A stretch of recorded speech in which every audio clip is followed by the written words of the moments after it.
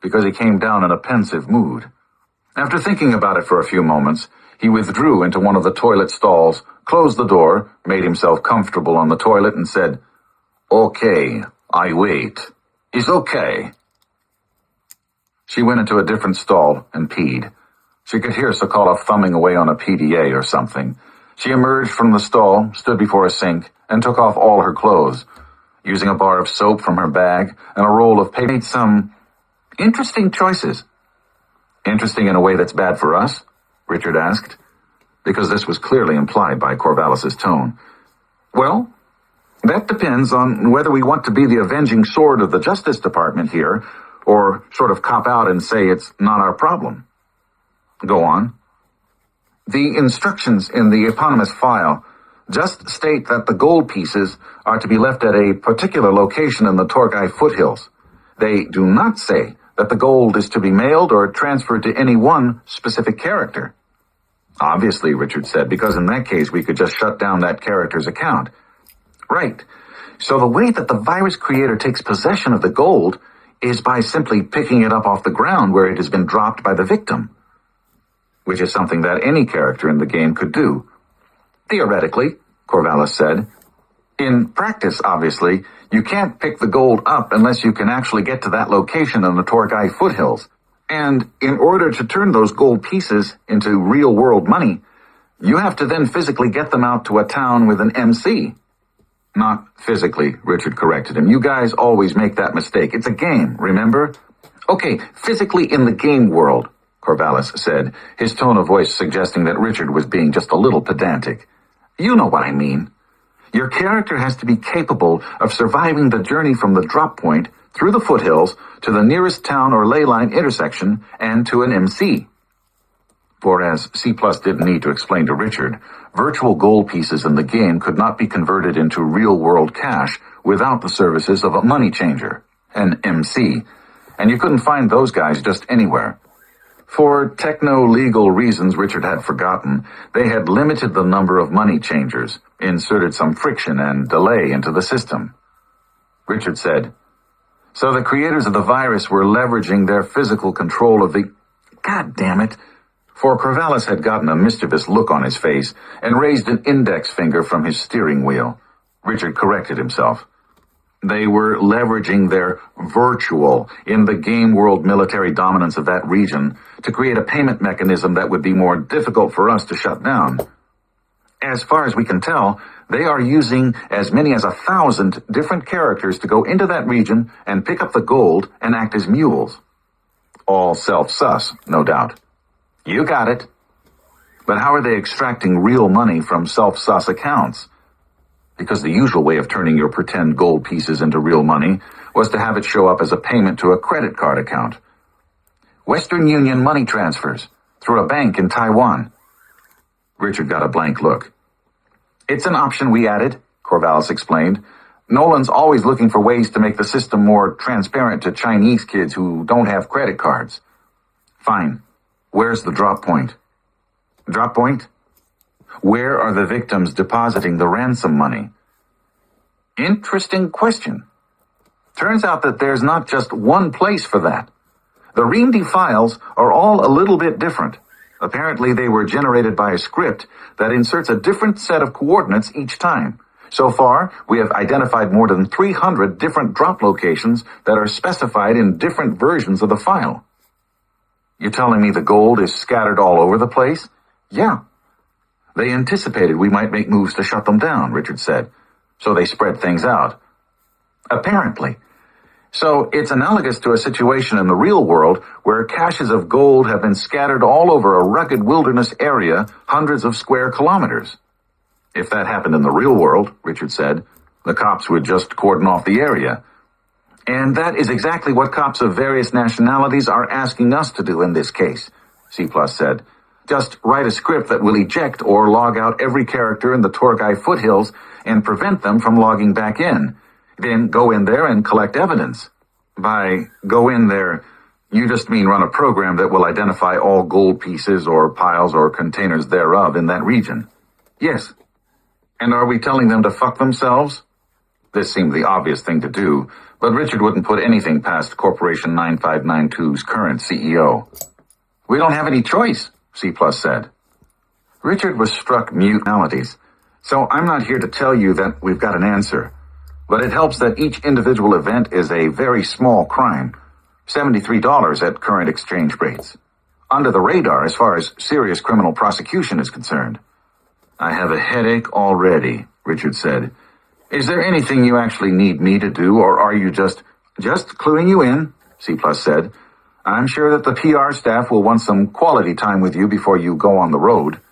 "They just want to tell me to shut up," Richard said. "I already know that." "That is not the actual point. They just want to be seen as having done their jobs." Richard fell silent for a while, wondering whether there was any way that he could delegate to an underling all meetings whose sole purpose was for the people he was meeting with to demonstrate that they were doing their jobs. Then he realized he should have just stayed in the Schloss, if that was what he really wanted. Half an hour later, they were at Corporation 9592's headquarters, chilling out in a small conference room with an oversized LCD video screen. Corvallis offered to drive, meaning that he would operate the mouse and keyboard, but Richard asserted his prerogative, dragging the controls over to his side of the table and then logging in using his personal account. All his characters were listed on the splash screen. Compared to some players, he didn't have that many, only 8. Even though he understood intellectually that they were just software bots, it made him feel somehow guilty to know that they were all sitting in their home zones 24 hours a day, executing their bot behaviors, and waiting for the master to log in and exercise them. He scanned the list of names and decided, what the hell, he would just unlimber Eggdod. Eggdod was the first player character that had ever been created in T-Rain, not counting a number of titans, gods, demigods, and so on that had been set up in order to build the world and that were not owned by any one player. He had his own personal home zone, a towering fortress of solitude constructed on the top of one of T-Rain's highest mountains and decorated with artifacts that Eggdod had looted from various palaces and ruins that he'd had a hand in conquering.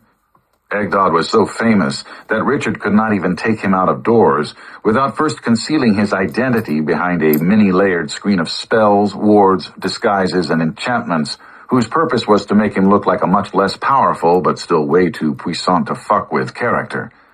Even the simplest of these spells was far beyond the powers of all but a few hundred of T-Rain's most powerful denizens. Richard had written a script that invoked them all automatically, with a single keystroke. Otherwise, it would have taken him half an hour. Each spell triggered its own custom-designed light show and sound effects extravaganza, the latter propagating through the building thanks to the oversized subwoofers with which this conference room had been supplied. And so awareness that Eggdod was being aired out spread through neighboring offices by subsonic vibration and then throughout the rest of the building by text message. And curious employees began to congregate in the doorway of the conference room, not daring to cross its threshold, just wanting to catch a glimpse of the event, in somewhat the same spirit that Navy veterans would gather on the shore to watch the battleship Missouri being towed to a new berth, which was not to imply that a warship of that class would have stood much of a chance against the firepower of an Eggdod. A direct hit from an ICBM might have mussed Eggdod's hair, which predictably was white in a God of the Old Testament dew. Richard longed to swap it for something a little more against the grain, and when Eggdod was in disguise, he always did.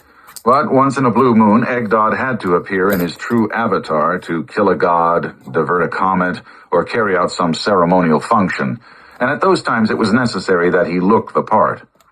As the successive magic wrappers were laid down, however, this awe-inspiring figure and his harbingers and vanguards, his encloaking energy nimbi and meteorological accoutrements, got stripped away and snuffed out, and finally Eggdod himself altered his appearance to that of a somewhat pixie-ish, vaguely elven-looking young female with spiky dark hair. At this point, the crowd in the doorway dispersed, except for a few who wanted to linger and get a view of Eggdod's fortress from inside. Gravity was of no more concern to Eggdod than crabgrass to an archangel, so he could have taken flight directly from any balcony or open window. But the Torgai foothills were 6,000 miles away, which was a long trip even at the supersonic velocities of which Eggdod was capable. So instead he made use of the ley line intersection that was directly beneath the mountain.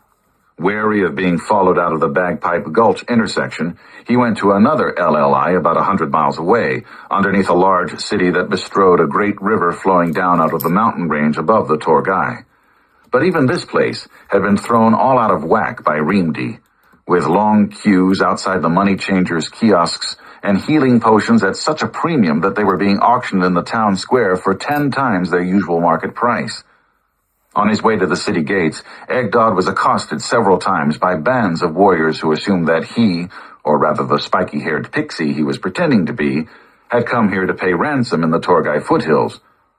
"Don't even think of going up there alone," was the general tenor of their remarks. "Pay us enough, and we'll escort you to the proper coordinates."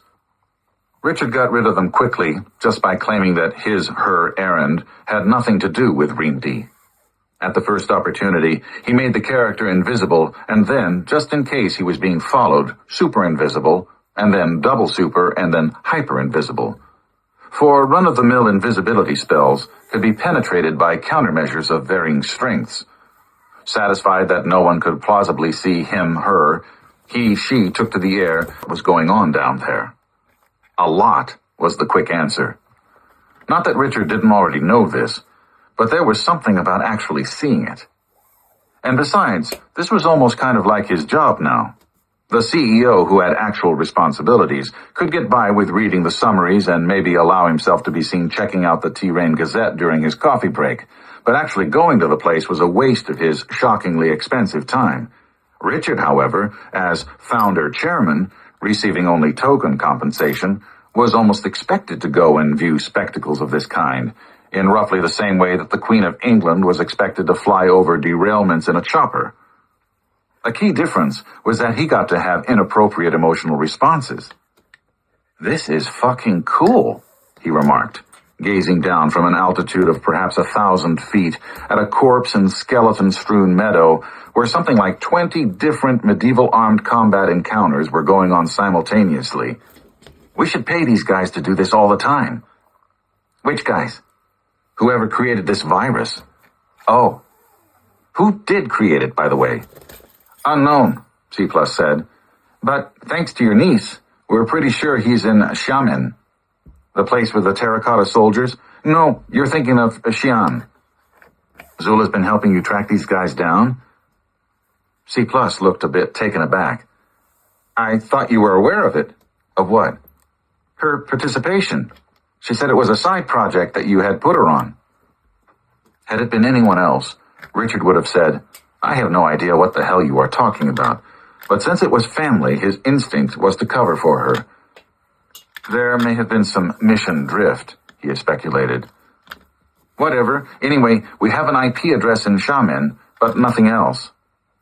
Richard put Egdod in auto-hover mode, then leaned back and took his hands off the controls. "Are the Chinese cops among those who have been pestering us to do something about this?"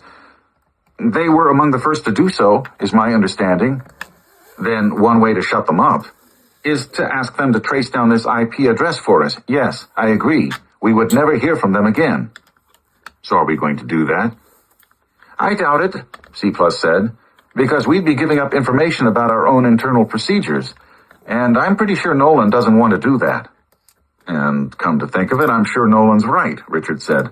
"I'm an idiot." They stopped at a brand new Hyatt not far from the airport and dropped off the two pilots. Then they followed what she took to be a ring road, since water was always on their right, until they were in the middle of what had to be the most crowded and built-up part of the island. This was more than a match for Seattle. The waterfront to their right was an unbroken series of low